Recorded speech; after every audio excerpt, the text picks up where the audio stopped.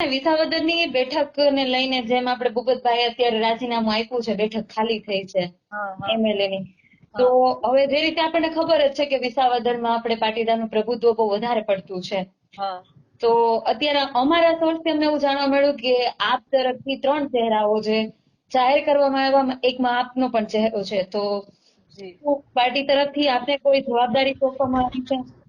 નહીં, અત્યારે તો અમે બધા જેટલા પણ દાવેદાર છીએ, જે કઈ અમે બરાબર, અને જે કાર્યકર્તા સંગઠન છે, અમે બધા દરેક ગામડાઓમાં પાર્ટીનો પ્રચાર અને જે ભાજપની કિન્નાખોરી છે એને અમે ઉજાગર કરવા માટે લોકો વચ્ચે જઈએ છીએ, લોકોની સમસ્યા સાંભળીએ છીએ.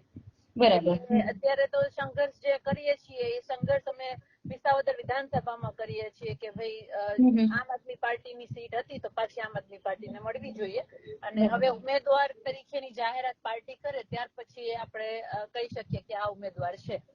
જી રેશમાબેન, એવું પણ સાંભળવા મળ્યું કે કોંગ્રેસ અને આપ ગઠબંધન કરી શકે છે વિસાવદરથી.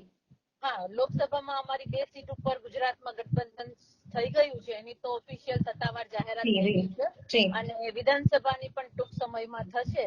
એટલે થાય એટલે આપણે એને કન્ફર્મ ગણી શકીએ. અત્યારે પણ ઓલું કહેવાય ને કે ભાઈ વૈચારિક રીતે તો જે ગઠબંધન છે એને દરેકે સ્વીકાર્યું છે કે ભાઈ અહીંયા પણ થઈ જશે. એક આશા છે કે વિધાનસભામાં પણ થશે. એટલે ખાસ હું તો એક મહિલા તરીકે એટલી આશા રાખું છું કે આ વખતે ઇતિહાસમાં મહિલાઓનું પણ કંઈક મહત્વ લઈ અને મહિલા વોટર્સને ધ્યાનમાં રાખીને પણ કંઈક ક્રાંતિ આવે. રેશમાબેન, આમ જોવા જઈએ તો વિસાવદરની જે પ્રજા છે એને કેશુબાપાને અપનાવ્યા હતા, પણ કંઈક ને કંઈક ભરતભાઈ જયારે ચૂંટણી લડ્યા તો એમને જાકારો મળ્યો હતો. એટલે જે પક્ષપલટો થાય છે, પછી કોઈ પણ ઉમેદવાર હોય તો પક્ષપલટાની જે ઉમેદવાર હોય છે એને વિસાવદરની પ્રજાએ હંમેશા જાકારો આપ્યો છે અને એને ચૂંટણીમાં હાર જ જોવી પડી છે. તો તે અક્ષરોને લઈને આપ શું કહેશો? જી, વિસાવદરની જનતા ખૂબ જ માયાળુ અને લાગણીશીલ જનતા છે અને સમજદાર પણ છે. એ ક્યારેય ગદ્દારને સ્વીકારતી નથી. ગદ્દારી જે આજે 5 વર્ષ કામ કરવાનું તમને મેન્ડેટ આપ્યું હતું કે ભાઈ તમે આમ આદમી પાર્ટીના ધારાસભ્યો છો, અને એવું તે તમને શું દુઃખ પડી ગયું કે તમારે જનતાને નોધારી મૂકી અને ભાજપના ચરણોમાં જોવું પડ્યું, પડી ગયા, તમે એના પગે લાગી ગયા. તો આ જે દ્રશ્યો છે ને, એટલે સ્વાભિમાની પ્રજા છે, એ ક્યારેય ગદ્દારોને નહીં સ્વીકારે અને ભાજપને ફરી પાછો જડબાતોડ જવાબ દેશે અને આમ આદમી પાર્ટીનો વિજય થશે એવો વિશ્વાસ આજ અમે ગામડાઓમાં જયારે પ્રવાસમાં ફરીએ છીએ ને ત્યારે જનતા તરફથી અમને મળે છે. જી જી, રેશમાબેન, જે રીતે આપ ગામે ગામે વિઝિટ કરી મુલાકાત કરો છો તે પછી અમને પણ લાગ્યું કે ભાઈ નહીં, આપ પાર્ટીએ તમને ચોક્કસથી કંઈક મોટી એવી જવાબદારી આપી છે કે જેને લઈને એ જવાબદારીને આપ પૂર્ણ કરો છો.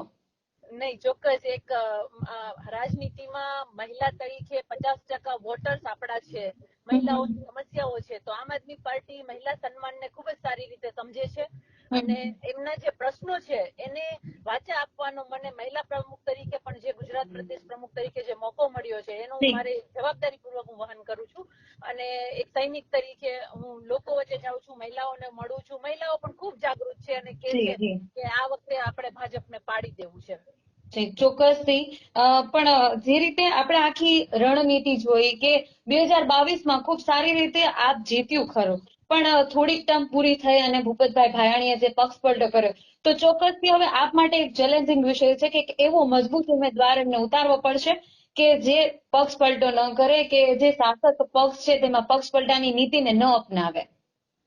હું એવું ચોક્કસ કહીશ બેન કે માત્ર એક વ્યક્તિ વિશેષની વાત નથી કરવી કે ભાઈ ભૂપતભાઈ પક્ષ એને તો કર્યો કાયર અને ગદ્દાર નીકળ્યા, બરાબર, પરંતુ સાથે સાથે ભાજપનો જે ડર છે ને એ પણ આપણે સમજવાની જરૂર છે. અમે હંમેશા કહીએ છીએ કે ભાજપ છે એ આમ આદમી પાર્ટીથી ડરી રહ્યું છે અને અમારી જે નીતિ છે, અમારી જે પ્રજાલક્ષી કાર્યશૈલી છે એનાથી ડરે છે. એટલા માટે દિલ્હીથી લઈ અને એમ કહી શકીએ કે પંચાયતથી લઈને પાર્લામેન્ટ સુધી આમ આદમી પાર્ટીને જેલમાં પૂરવાનું કામ ભાજપ કરે છે અને જ્યાં પહોંચી નથી શકતું ત્યાં અમારા જે ગુજરાતમાં જે અમે મૂળિયા નાખ્યા, જે 5 ધારાસભ્યો એના ગઢમાં ગાબડું પાડીને લાવ્યા, એનાથી ધ્રુજી ગયું અને એટલે એવો અવિશ્વાસ ઉભો કરવા માટે આવું કારસ્તાન કરે છે. બાકી એને 156 હતા, 157 ની જરૂર નહોતી, પણ એને પ્રજામાં અવિશ્વાસ કેમ થાય, જે એનો ભ્રમ હતો કે ભાઈ આમ આદમી પાર્ટી કઈ કરી ન શકે, આ ભ્રમ એનો તૂટ્યો અને એને એવું દેખાય છે કે 27માં આમ આદમી પાર્ટી અમને ઘર ભેગી કરી દેશે, એવા ડરના પૂર્વ પ્લાન પ્રમાણે એ આ લોકશાહીનું કતલેઆમ કરે છે ને ધારાસભ્યને તોડવાની કોશિશ કરી. એમાં એકમાં સફળ થયા, પણ હું માનું છું કે એની સફળતા નહીં, એની કાયરતાનું સૌથી મોટું ઉદાહરણ છે. શ્રી રેશમાબેન, ગુજરાતમાં આપ પાર્ટી એક ત્રીજી પાર્ટી તરીકે ખૂબ જ થોડા સમયમાં ઉભરી આવી છે, પણ એવી કઈ કચાશ કેવો કયો મુદ્દો હતો કે જેને લઈને કોઈ પણ ઉમેદવાર છે કે કોઈ પણ એક ધારાસભ્ય જેવા વ્યક્તિ છે ને પક્ષ પલટો કર્યો, એટલે એ વ્યક્તિની ખામી ગણી કે કોઈ પણ પાર્ટીમાં આવી કચાશ રહી ગઈ કે કોઈ એવો મુદ્દો રહી ગયો કે જેના કારણે કોઈ વ્યક્તિ પક્ષ પલટો કર્યો હોય?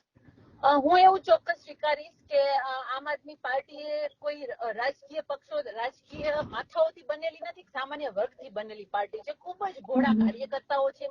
એમાં ક્યાંક ને ક્યાંક અમારી પાર્ટી એવો મોકો આપ્યો, એક જે તાલુકા પંચાયત હારેલો જે વ્યક્તિ હતો ભૂતકાળમાં, એવા વ્યક્તિને એક મોકો આપ્યો સારી આશા સાથે. પણ અમારી તમે એવું અમારા ખરાબ નસીબ કહી શકો કે અમે ઉમેદવાર અમાને ખોટો આવી ગયો અને એ ખોટો ઉમેદવાર જીતી ગયો, એટલે અમારું દુર્ભાગ્ય છે. અને જનતાએ અમારો પર જે વિશ્વાસ કર્યો તો એ વિશ્વાસને ડગમગાવવા માટે આ ભાઈ નિમિત્ત બન્યો. પણ અમને પૂરો એટલો વિશ્વાસ છે અમારા કાર્ય જોઈને, જે દિલ્હીમાં છે, પંજાબમાં છે અને ગુજરાતમાં પણ અમે વિરોધ પક્ષમાં બેસીને જે કાર્ય કરીએ છીએ એને લઈને અમને વિશ્વાસ છે કે જનતા આજ પણ અમારી સાથે છે અને ખોબલે ને ધોબલે મત આપવાની છે. એટલે આમાં અમારી કોઈ કચાશ નથી. એ વ્યક્તિ ખોટો નીકળો અને એ વ્યક્તિએ પાપ કર્યું છે તો એનું જે પાપ છે એ પોતે ભોગવશે. પાર્ટીને તો આજ પણ જનતાના આશીર્વાદ મળવાના છે. જી, ખૂબ ખૂબ આભાર રેશમાબેન, આપ અમારી સાથે જોડાયા. આપનો કિંમતી સમય આપને આપ્યો તે બદલ આપનો આભાર. ધન્યવાદ બેન, ધન્યવાદ.